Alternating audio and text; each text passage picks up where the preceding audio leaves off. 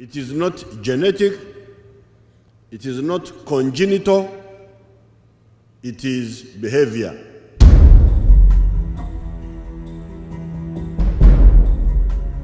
Uganda, the Pearl of Africa, my motherland and country of birth. A country so beautiful, but has now been turned into a land of oppression with draconian laws that infringe the rights of its citizens. With a president who has ruled for over 30 years, with a corrupt government that has pushed many of its citizens, like myself, abroad in search of a life without fear of prosecution. I will sign the bill. Then we shall have a war with the homosexual lobby in the world, but backed by these people, and you will go back to the world.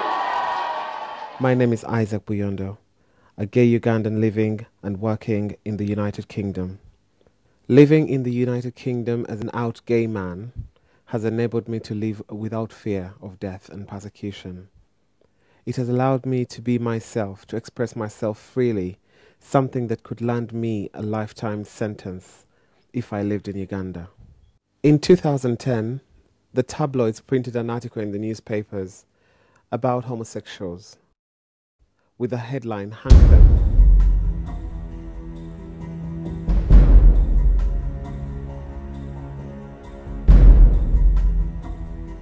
In 2011, David Kato, a prominent gay Ugandan activist, was beaten to death.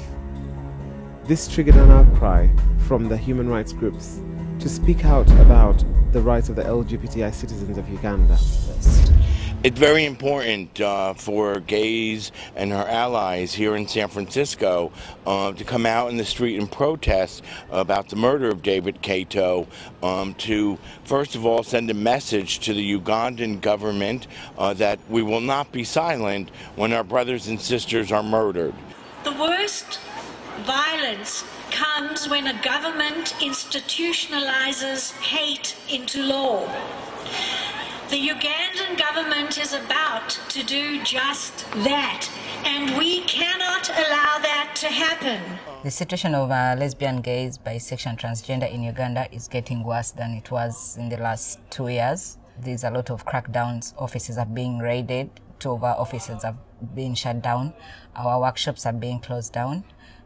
There's a lot of illegal arrests. 2 have happened just early this year on the 1st of January. Radio talk shows are being closed down. As I speak today even, one was shut down because they do not want us to just have a voice. They want us to become invisible. Well, the aim is to make sure that we do protect the institution of marriage and stopping the promotion of homosexuality in our country. We do not want this sickness. This is sick and it's therefore deviant. We do not want it. Even animals, beasts, have not degenerated that far. How come people with conscience then physiologically disorient themselves and then they call it we are a certain sexual orientation? No, you have just disoriented yourself. And then you pretend that it's a human right. No, for goodness sake, it's a human wrong. Even now I have not really fully understood it, that you can fail to be attracted to all these beautiful women here and elsewhere, and you are attracted by a man.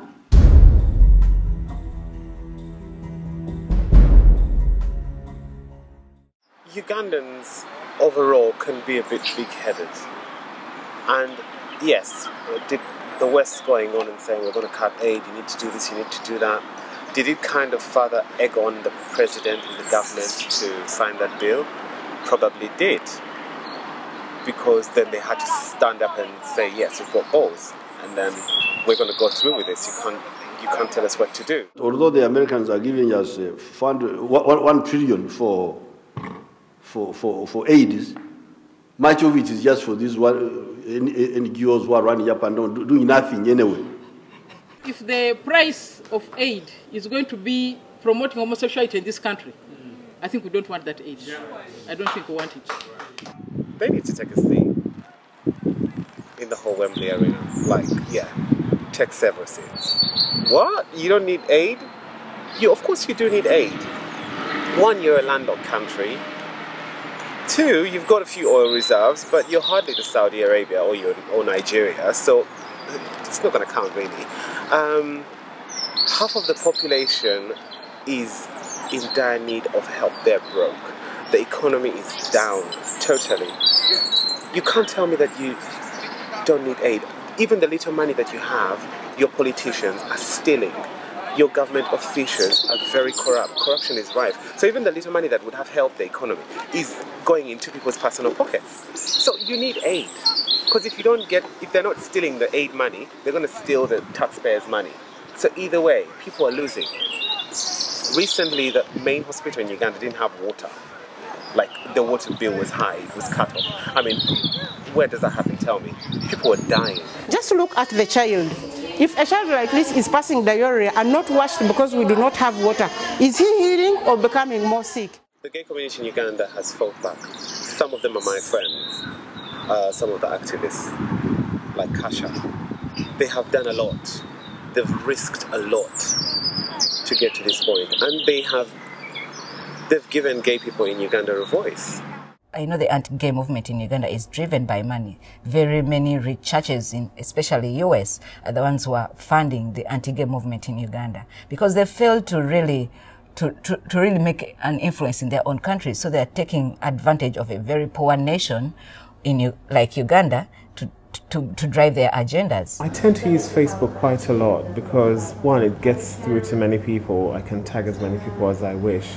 And then I can... My followers and my friends and other readers can actually share my pages and my posts with other people. So it's such a huge platform for me. And Uganda, especially when it comes to like the anti-gay bill or the law, or when I want to push a few boundaries and I want to rattle a few feathers in Uganda as far as being camp and being homosexual and being, pushing the boundaries a bit. I like Facebook because Uganda Facebook is quite popular, more than Twitter. So you find that I have more Ugandan followers on Twitter looking out for what I'm doing or what I'm wearing. And to me, that is a way, it gives me a platform to get through to people, to show them that actually being gay is not a taboo, it's not a disease, it's not a disability. You can actually be, you can be a human being, a normal human being, just like everyone else. And just showing them that gay people are just like everyone else. Ugandans tend to think that by hurling abuse at me, it's going to change me. It's going to make me a different person. It's going to make me straight. That doesn't work. I will repeat over and over again. I never have, I never will be apologetic for who I am. I am me and you are you. We can never be the same. You just have to learn to live with me and I have learned to live with you. I don't like every straight person there is, but I get to live with them. There's no problem with that. David Bahati told me on the phone that Uganda is a sovereign country and therefore it's entitled to make any laws that it wants. He also told me that he does not consider homosexuality a human right. Well, I don't think that homosexuality is a human right. The only ultimate thing one could do is just throw them in the water, let them be eaten by good fish. If you are a parent, you are a mother, you are a father, or you intend to have children at any one point, you're busy scrutinizing and criticizing someone else's child. That could be your child. That could be your brother. That very same person you want people to hang could be your loved one. Let he without sin cast the first stone.